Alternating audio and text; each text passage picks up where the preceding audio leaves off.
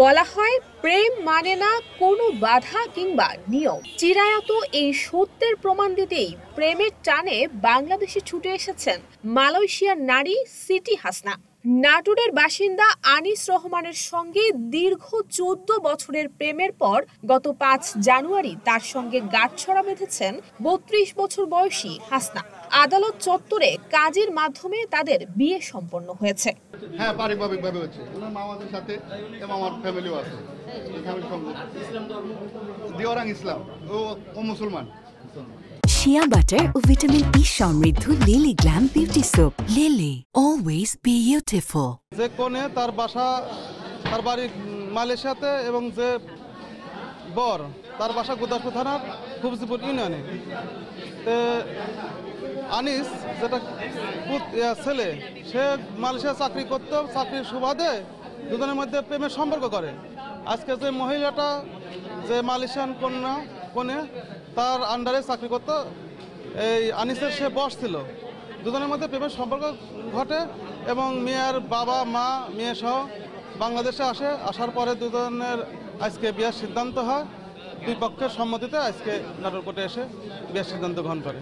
বাংলাদেশি ছেলে দুজনের বিয়ে সম্বোধন হয়েছে। ছেলে মেয়ে দুজনেই পূর্ণবয়স্ক। ছেলে মালয়েশিয়া চাকরি করতে করতে নিয়ে এসছে। মেয়ের জন্ম 90 সালে। তাদের দুজনের বিবাহ রেজিস্টার্ড করেছি আমি। 3 লক্ষ টাকা দিয়ে মরনা। এর আগে গত 3 জানুয়ারি সকালে নাটোরের গুরুদাসপুর উপজেলার খুবজিপুর এলাকায় প্রেমিকের বাড়িতে আসেন সিটি হাসনা। প্রেমিক আনিস রহমান নাটোর জেলার গুরুদাসপুর উপজেলার খুবজিপুর এলাকার আব্দুল জলিলের পুত্র। অপরদিকে সিটি হাসনা মালয়েশিয়ার কুয়ালালামপুর শহরের বাসিন্দা মহসিন জাকরির মেয়ে। স্থানীয়রা জানান 2010 সালে মালয়েশিয়ায় কর্মক্ষেত্রে নাটোরের ছেলে আনিস রহমানের সঙ্গে মালয়েশিয়ান সিটি হাসনার পরিচয় হয়। এরপর তাদের মধ্যে গড়ে ওঠে প্রেমের সম্পর্ক। দীর্ঘ বছর চলে সেই সম্পর্ক। 5 বছর আগে পারিবারিকভাবে দুজনের বাগদান সম্পন্ন হলেও ভিসা জটিলতার কারণে দেশে আসতে পারেনি হাসনা।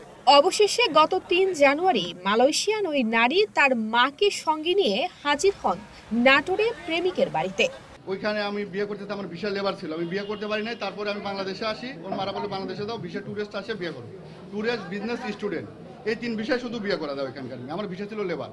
বিয়ে না করতে পারে আমি বাংলাদেশে আসি, ভিসা চেঞ্জ করে যাওয়ার জন্য যখন আমি বাংলাদেশে আসি করোনা শুরু হয়। 5 বছর আমি ওখানে যাইতে পারিনি। 5 বছর পরে, আমি 6 বছর পরে আমি আবার 8 মাস আগে যাই ট্যুরিস্ট ভিসা। যাওয়ার পর বিভিন্ন কাগজপাতি জটিলতা, আমার ওইখানেও বিয়ে হয় না। আমি আবার ব্যাক আসি 9 দিন থাকার পরে। আসার পর যখন বিয়ে শাদী করতে হয় না, পরে আমি বলি এইভাবে বাংলাদেশে আসলে বিয়ে শাদী করে হয়তো আমি যেতে পারি। পর ওর মা বোঝা সোজাও বাংলাদেশে। খুবই আনন্দিত। আমরা গেছিলাম আনতে, আমরা পরিবারের সবাই নিয়ে আনতে গেছিলাম। ওইখানে যে তাকে ফুলের তোড়া দিয়ে শুভেচ্ছা জানিয়ে বাংলাদেশে তাদের স্বাগতম জানিয়েছি। আনন্দের সাথে তারা এসেছে আমাদের দেখে, খুবই আনন্দিত তারাও। ভিনদেশি এই নারীর প্রেমের টানে ছুটে আসার ঘটনায় এলাকা জুড়ে সৃষ্টি হয়েছে চাঞ্চল্য। নুসরাত জাহান মেহেক, ঢাকা পোস্ট।